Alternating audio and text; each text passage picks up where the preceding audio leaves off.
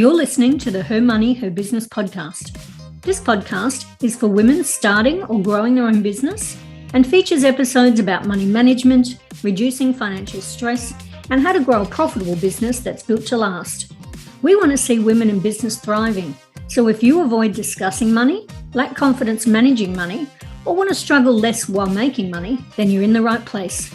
Let's make finance fun and money matter. I'm your host, Sonja Balzarolo, and this is the Her Money, Her Business podcast. Hello, and welcome to episode 12. Today, I want to follow on from episode 10 and expand on the mission of this podcast, which is to make finance fun and money matter. So I spoke about ways to enjoy managing your finances in episode 10. So today, part 2 is about why money matters. So why money matters, and that part of my mission has many layers and many reasons that I chose why money matters as part of my mission.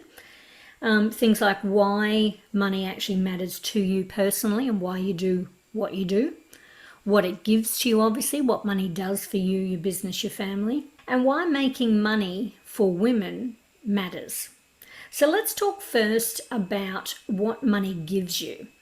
As when I talk about why money matters, we tend generally to go straight into what it gives us. So that's why it matters to us, because it gives us things, it gives us experiences, etc. So of course it gives us things that are important to us as women in business and often relates back to the reasons why we started our business in the first place. So let's talk about some of those things. So freedom is an obvious one. A lot of women start their business because they're looking for freedom, whether that's financial freedom or freedom in time or freedom of choices, etc. So freedom, things like spending more time with your family, being available and not tied into the usual 9 to 5 type times that you would have as an employer, as an employee, to help more people. So the freedom to be able to run your own ship and help more people and as many people as you want to help over time, and how you work with those people is a freedom that you don't necessarily have when you're employed by someone. Choices, so money obviously and having your own business obviously gives you choices. So you're no longer an employee in someone else's business. You're no longer working under their rules. They're no longer telling you when you need to work, what you need to do, how to spend your money within the business, what to invest in, what you can spend the money on, what your business does and how it does it, all those sorts of things. The choices that you get from having your own business and earning your own money, those choices are now yours. Similar to time choices and family, it's all linked to the same thing. Control, so part of that again, choice is control, is you're in the driver's seat. So money means you control the direction of your business, how big it gets, how small it gets. Is it in growth mode? What's the structure of your business? Do you have employees? Is it just you? The size of it? What you offer? What those offers are? How much you charge those offers for? Everything is under your control. There is no one else pulling those strings. And obviously time. So money gives you time. Not only does it give you time to be able to not work as much if that's what you want. It can give you time to, or allow you the ability to work whenever you want to work, if that's around school hours, all those sorts of things. It gives you the time to be able to grow your business how you want to grow it. So it gives you, money gives you the ability to invest and give you back some time. So for example, employing people is money giving you back time because you can focus on the things you're really good at and you can outsource, as an example. It also gives you things like being able to automate things in your business. So when you first start out, if you're not making as much money as you are when you've grown your business, then you're probably doing a lot of things yourself manually. But over time, money gives you the ability to, put automations in place and all those sorts of things.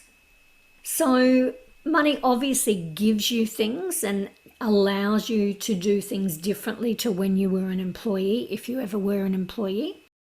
But let's take a step back now and consider, though, understanding why you really do what you do, because this directly links to why money matters to you and also helps you actually make money and be successful.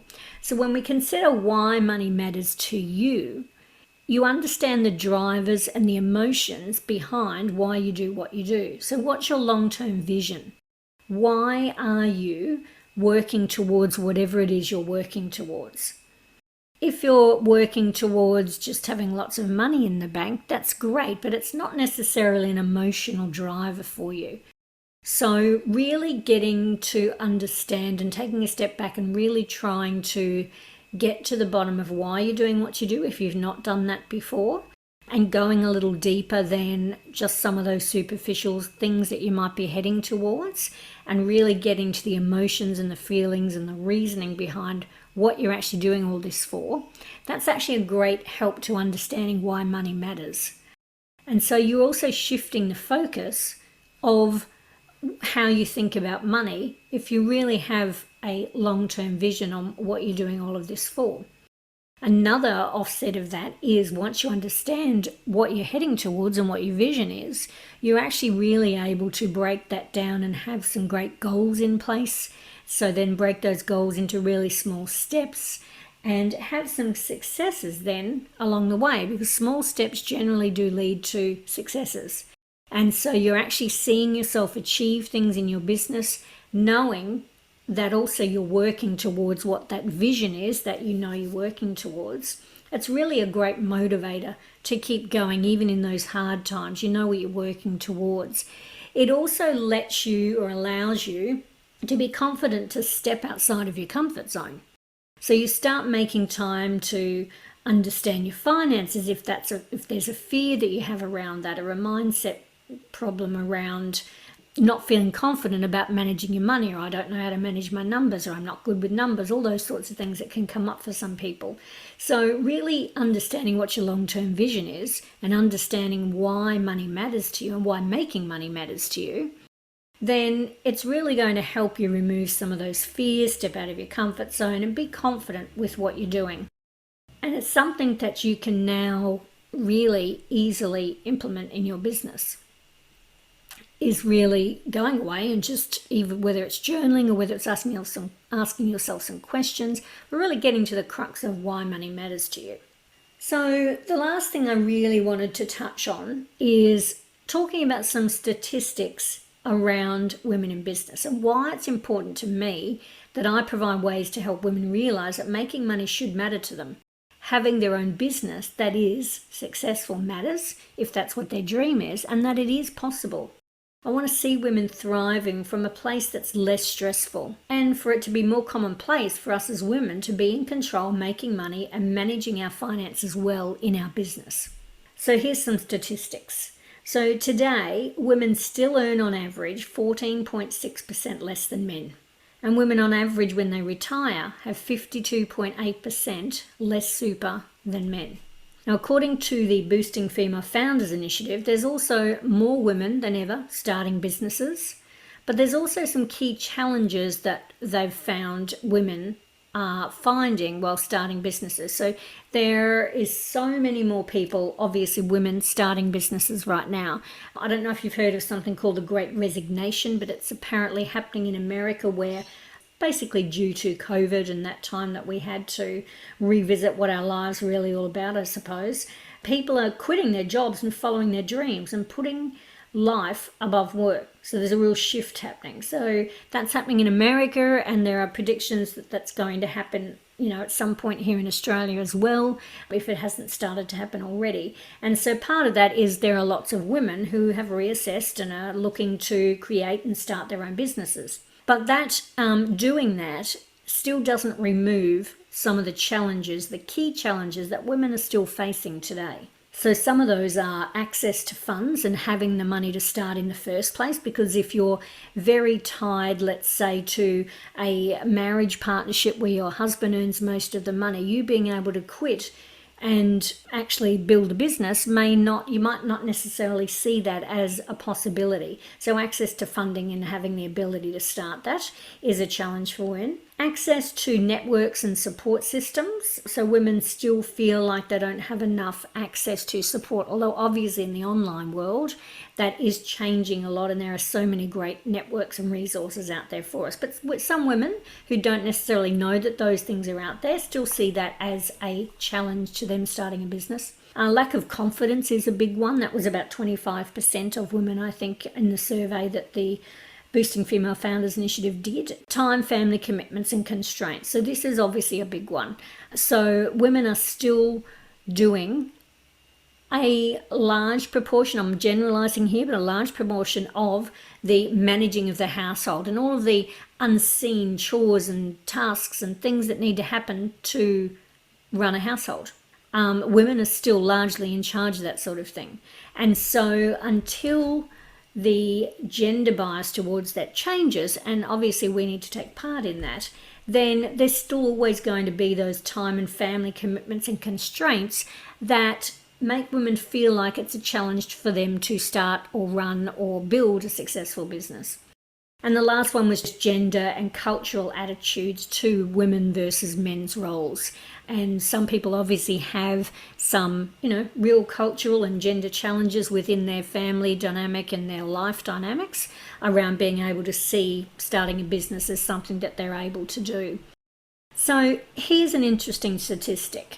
During COVID, women's paid hours in employed roles significantly reduced during that time, while men's paid hours remain relatively unchanged on average.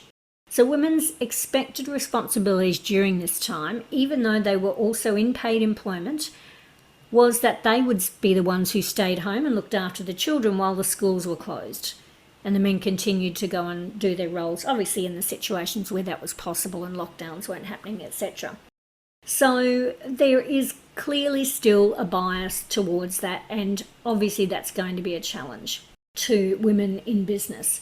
So if these types of realities that create challenges for women in starting businesses are still around, and being able to find the confidence to do this and make and manage money, there's still a lot of work to be done, a long way to go to allow women to see that making money can matter to them and that they can choose making money as an option in their business. With obviously some help from family members, partners, staff, friends, you can make it work, but obviously there's a big shift to happen. And I believe that starts with really believing that making money matters to us as women. It's equally as important as, if you're in a partnership, in your partner's ability to do that. And the things that need to happen to make that more commonplace. There's lots of work to do around that. So the benefits of truly understanding why money matters and believing money does matter for women in business and focusing on educating ourselves around the finances in our business can only lead to abundance, success, and even leadership for the girls and the young women that are coming up behind us. That's really important to me as well. So there's those, 3 different areas that I've talked about around why part of my mission in this podcast is why money matters. Making that a more common conversation and helping women get past some of those challenges to really understand that it is okay for them to believe that making money matters to them. So I hope that's given you something to think about, a small insight into why I'm so passionate about this topic, and perhaps even some motivation, inspiration to do some work around understanding your why and understanding generally just your money and your finances a bit more. So ways to do that, you can obviously head over to the blossomingbusiness.com.au website if you want more. There's blogs there, there's more podcast episodes obviously, or just go online and do some research or read some books. However you choose to invest in yourself and improving your knowledge around managing your money, anything is a good start or a good continuation of where you're already at with understanding your finances and the money in your business. So that's it from me. Goodbye for now, and I look forward to talking to you on the next episode. Inspired to take action? Head on over to our website, blossomingbusiness.com.au, for this episode's show notes and access to all of our resources. You've been listening to the Her Money, Her Business podcast. If you enjoyed this episode, please head over to iTunes and leave us a review. I'm Sonja Balzarolo, and until next time, keep striving to make finance fun and money matter.